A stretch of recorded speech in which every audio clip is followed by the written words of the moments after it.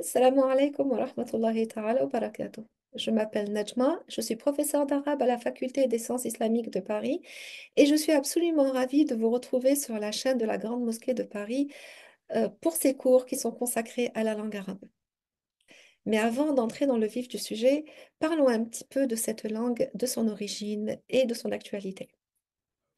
La langue arabe est une langue sémitique, c'est-à-dire qu'elle appartient à la grande famille des langues sémitiques qui sont apparues il y a très très longtemps dans la péninsule arabique et alentour. Parmi les langues sémitiques, en plus de l'arabe, il y a par exemple l'hébreu. L'hébreu est la langue sémitique peut-être la plus proche de la langue arabe. Il y a également l'araméen. Mais avant de parler de l'araméen, parlons d'une autre langue qui est encore vivante aujourd'hui, parlée par des millions de personnes, qui est la langue amarite, al-lughatul amhariya. C'est une des langues officielles d'Éthiopie. Il y a également la langue gaise, al-lughatul ajaziya, qui est une langue liturgique et qui est parlée principalement par les moines chrétiens d'Éthiopie. Mais ce ne sont pas là les seules langues sémitiques qui existent. Il y en a eu plusieurs. Certaines d'entre elles sont considérées mortes aujourd'hui, bien que j'apporte un petit bémol à cela, car en vérité, ces langues-là sont encore parlées aujourd'hui sous des formes différentes par des petites communautés qui vivent pour la plupart dans la péninsule arabique. Il y a par exemple l'araméen. L'araméen était la langue d'enseignement de Jésus-Christ, qui lui parlait l'hébreu au quotidien. Mais lorsqu'il enseignait, il utilisait l'araméen. Il y a également la langue assyrienne, qui est encore parlée par des communautés en Irak, par exemple, qui sont des communautés chrétiennes, pour la plupart.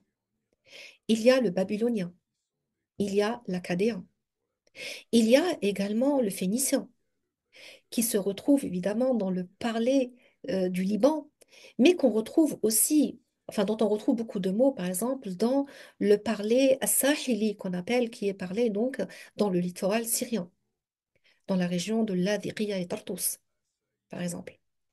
Il y a également les langues himyarites, al-lughat ou al-himyariya, qui, elles, étaient ou appartenaient à la grande famille des langues sud-arabiques, qui sont encore aujourd'hui parlées dans le sud de la péninsule arabique, le sultanat d'Oman, le Yémen, le sud de l'Arabie saoudite.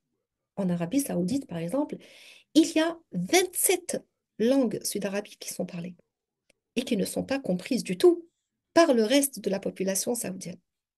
Je parle par exemple de l'oura shahriya, l'ouratul ahriya, la marite, l'ouratul as-suqatriya, par exemple, as-suqatra au Yémen. Nous ne pouvons les citer tous car le temps ne nous suffirait pas. Revenons à la langue arabe elle-même. La langue arabe en tant que telle est une langue très très ancienne. Beaucoup de gens pensent que l'arabe est né avec le Coran. Pas du tout. L'arabe est une langue qui était déjà parlée par les Arabes bien avant l'islam. L'arabe que nous arrivons à comprendre aujourd'hui date au moins de 130 ans à 150 ans avant la naissance du Coran ou la révélation coranique. Mais ça n'est pas tout. L'arabe archaïque existe encore bien avant cela. Mais il est pour nous incompréhensible, bien sûr, pour peu qu'on lui trouve des traces. Alors justement, une question a été posée par les linguistes et les spécialistes. La langue arabe est-elle la langue sémitique mère ou serait-elle née des autres langues sémitiques?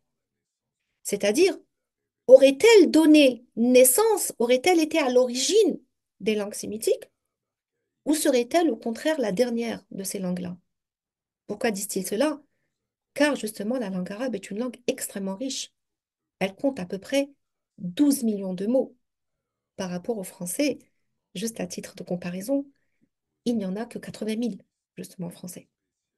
Et donc, pour qu'une langue atteigne une telle proportion de mots, c'est qu'elle a certainement dû hériter des autres langues qui étaient avant elle. Oui, mais d'autres linguistes disent que non. La langue arabe serait au contraire la langue sémitique mère. Pourquoi? Parce que justement, la langue littérale, et donc j'en profite pour attirer votre attention sur le fait qu'il faut dire littéral et non littéraire ou classique. C'est quelque chose que nous pourrons ensuite comprendre au fur et à mesure des cours. La langue littérale arabe est la seule langue sémitique à avoir conservé ce que nous appelons la déclinaison, al-i'rab. Nous découvrirons cela également au fur et à mesure des cours. Elle a également gardé ce que nous appelons le système syllabique. Le système syllabique veut dire que les mots de la langue arabe sont forcément formés de plusieurs syllabes. Une syllabe étant formée d'une consonne, d'une voyelle, d'une consonne, d'une voyelle, etc. Il est extrêmement rare qu'un mot arabe soit formé de plusieurs consonnes à la suite, comme c'est le cas, par exemple, dans les langues slaves, comme le polonais ou l'allemand, qui semblent être absolument euh, compliquées à prononcer pour un arabe, avec tout le respect que je dois à ces langues. Et justement, pour revenir à ces aspects-là, si nous revenons à l'araméen qui était parlé à l'époque de Jésus, ou à l'hébreu qu'il parlait déjà à son époque, la déclinaison en était déjà supprimée, avait déjà disparu de ces langues-là à l'époque.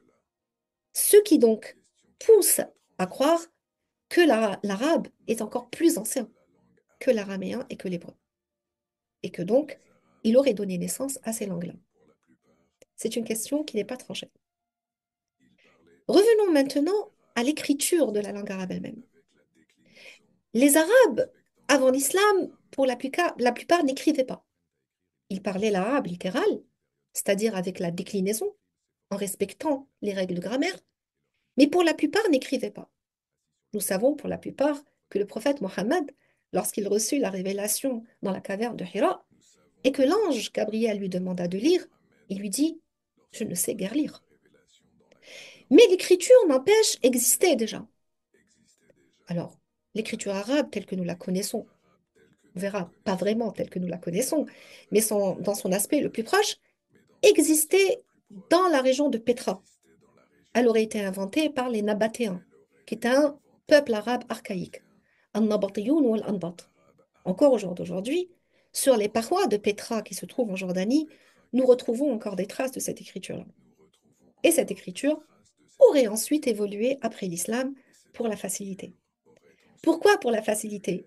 Nous allons avoir tout le loisir de le découvrir.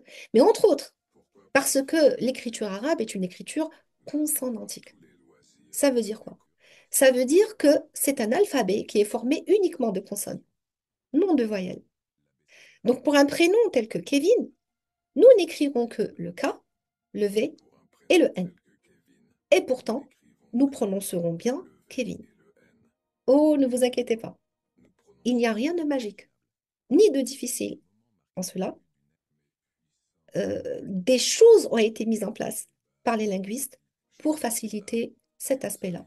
Nous aurons également l'occasion de le découvrir au fur et à mesure de nos cours. Je m'arrête là et vous invite à me rejoindre au prochain cours, Inch'Allah, pour découvrir l'alphabet arabe. À bientôt!